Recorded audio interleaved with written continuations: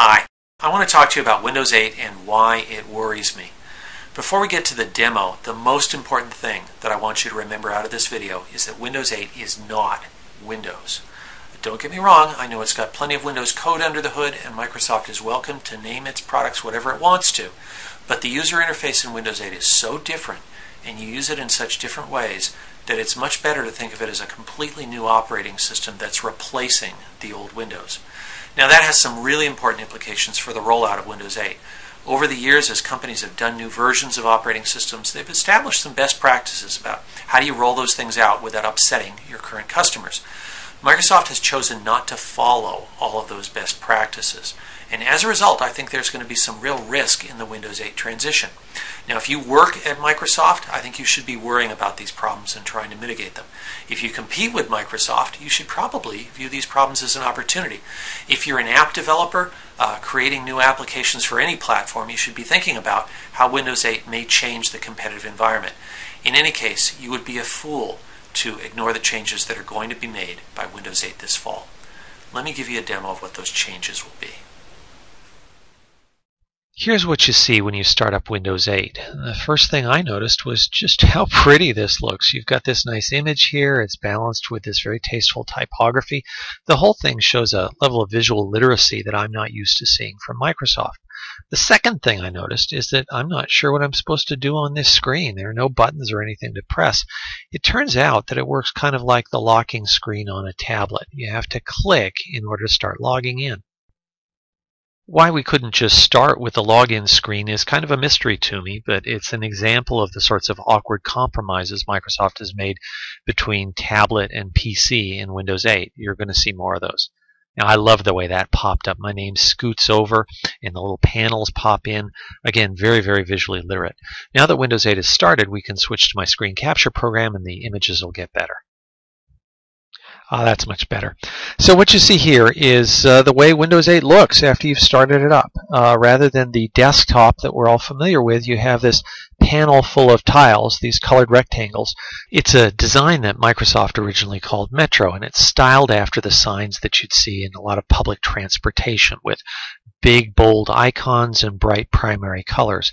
To me, it looks like the sort of signs I'd expect to see in a really, really modern airport. The tiles that you see when you start Windows 8 are all connected directly to Microsoft's own web services. So there's email and people, instant messaging, calendar, photos, video, weather. Here's gaming. You've got a camera application, music, maps, SkyDrive, so that's online storage, Microsoft Internet Explorer. You've got the Windows Store, and then news, sports, travel, and finance. The starting point within Windows 8 is like a big billboard advertising various Microsoft services that are built into the system. That becomes even more important when you understand the way that Microsoft sets up the login for Windows 8. So let me show you quickly how that works. This is the screen for adding a new user account, but it works the same way when you first set up Windows 8. The big thing to notice here is that Microsoft is strongly encouraging you to use one of its Microsoft Online IDs in order to be your login for Windows. So it asks for the email address that you want to use with your account.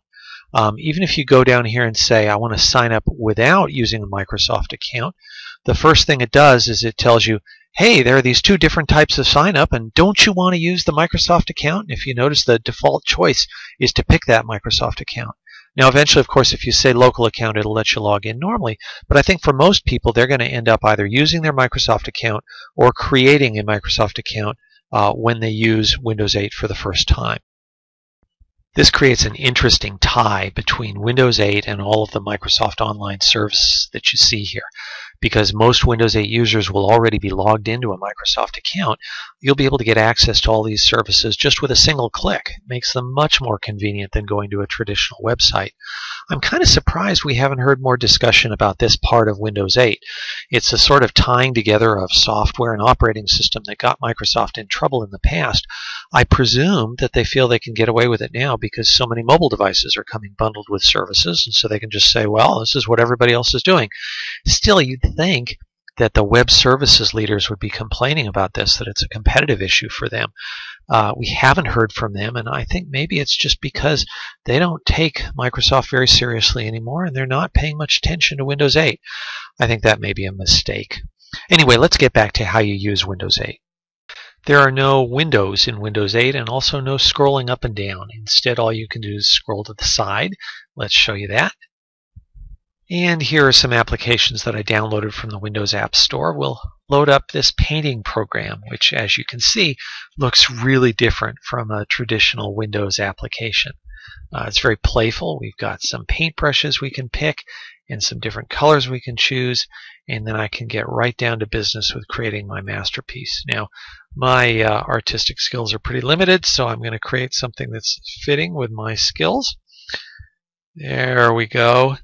And now I'm really pleased with my progress here, so I want to save what I've done here. So you need to pull up the tools to be able to save, and there's a little disk icon that says Save As, so click on that. And now you see something that is really different from what I'm used to with Windows. I want to actually get you to a folder where we've got some files so you can see the options that are available for sorting files, and it's pretty limited compared to what I'm used to. So I'm navigating through my file structure here on the computer, and there's something that has a lot of files. So I can sort these things by name or by date, but a lot of the ways that I traditionally try to sort files in Windows, things like by file type or other stuff like that, or looking at them by size, I simply can't do here. And so that's a kind of a limitation to me. So let's launch another program. We go down to the lower left, the Start icon comes up, you click on it, and now we can start Internet Explorer. Remember, no Windows, so it takes over the entire screen. Now the painting program is still running. I never quit out of it. So if I go to the upper left and drag down, I can bring the paint program up, and we get this split screen effect where I can scroll back and forth. Instead of overlapping windows, I can run two programs at the same time and then kind of change the screen allocation between the two. If I want to quit out of the application, I go up to the top and drag down. I can't just let go. I have to get all the way to the top, drag all the way down, and now the application actually quits. Next, I want to show you Windows compatibility in Windows 8. One of the tiles is called Desktop. You click on it and you get something that looks very much like the traditional familiar Windows desktop. You can open up folders, navigate your file system, and do most of the things that you'd normally expect to be able to do as a Windows user. It's all very familiar and kind of comforting to somebody who's used to using the previous versions of Windows. However, there is an important change. If you look down in the lower left-hand corner, the Start menu is missing, and that's really significant because the Start menu is used to control a lot of what you normally do with your computer. Now, about half of my weblog readers are Macintosh users, so I need to show you what Start looks like with Windows 7 so you can see why this is an important change. So we're now showing you Windows 7, and what you've got here is a huge number of different functions that are available to you. You can click to launch different applications, and if you don't see all the applications you're after, you can click this All Programs thing and it shows all of them. You can also open individual documents, recently opened documents. So you go up here, on top of PowerPoint, and there's my list of things that I've done recently in PowerPoint. You also got the option here to launch all of your control panels. You've got a bunch of different directories that you use often. This is where you get help. This is where you type in order to search, and this is also where you shut down the computer or put it to sleep. And part of the old joke that people used to make about Windows was only Microsoft would have you click the Start button in order to shut down the computer. And it was a little inconsistent, but the advantage is you know where everything is. And if you've used Windows for a while, you understand where to find all these functions, and they're all in one place, so it's quite convenient. Now let's switch back to Windows 8 now, and let's show you where those functions have been distributed in different places. And this is where it starts to get tricky for an existing Windows user. I've already shown you how to launch an application. You just go to the new Windows 8 Start screen and do it from there. Let's look for the control panels and the search function. It took me a long time to figure this out, but it turns out that what you need to do is go down to the lower right corner of the screen and hover your mouse, and then something called the Charms bar will appear. You have to hover. You can't click. If you click, it disappears. Just hover and leave it. Move the mouse up, and then you see these different controllers that are here. So there's something for search, there's sharing, there's get back to the start screen, there's device management, and then finally this thing called settings, which sounds kind of like control panel, so let's click it. Alright, there's a bunch of stuff here for me to look at, including control panel up at the top, which is pretty cool.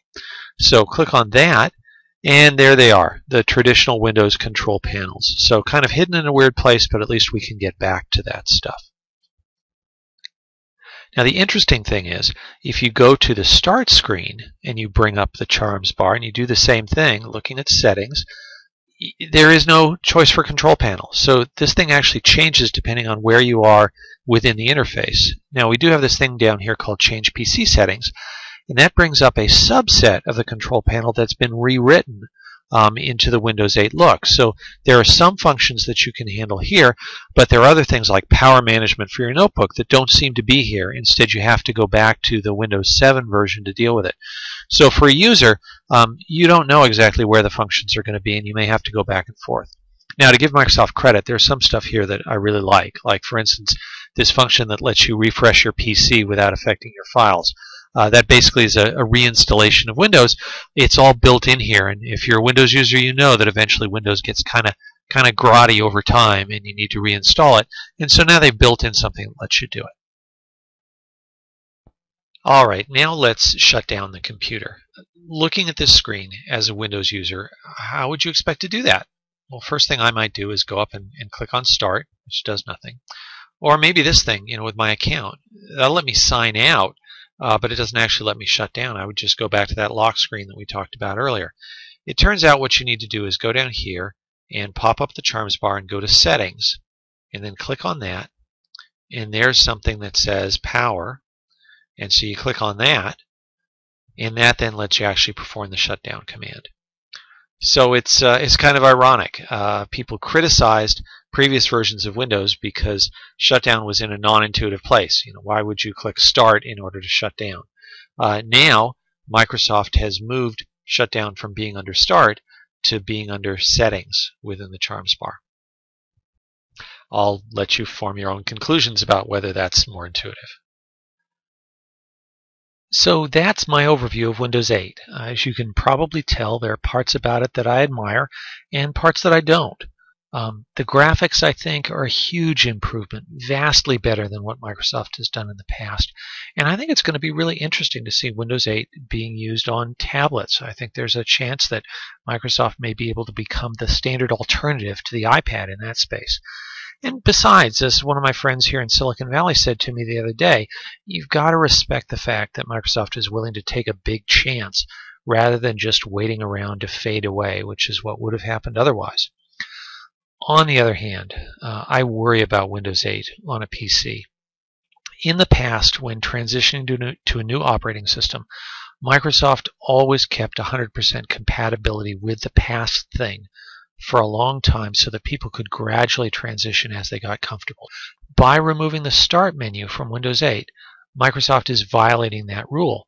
They're going to confuse and frustrate a lot of existing Windows users. Imagine being somebody who just went to buy a new PC in the store. You didn't choose Windows 8, it just came bundled. And then you have to spend a bunch of time trying to figure out how to use the control panels. Or picture yourself as an IT manager in a big company having to support thousands of users who can't figure out how to quit out of an application. It reminds me a lot of what happened with Windows Vista, where a huge chunk of the Windows install base simply refused to update for a very, very long time. Now, what makes this really tricky is that Microsoft has been promising this massive, very rapid adoption of Windows 8, which is what they need to promise to people in order to get developers all psyched up about it. If they can't deliver on that rapid adoption, Windows 8 could be labeled a failure no matter how good it is technologically. So I think Microsoft has made its own job a lot harder by promising rapid adoption, but by removing some of the compatibility features that would make people feel a lot more comfortable rapidly moving over to Windows 8. They're kind of fighting themselves.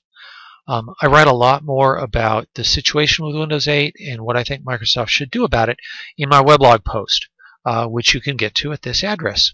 In the meantime, thanks very much for joining me.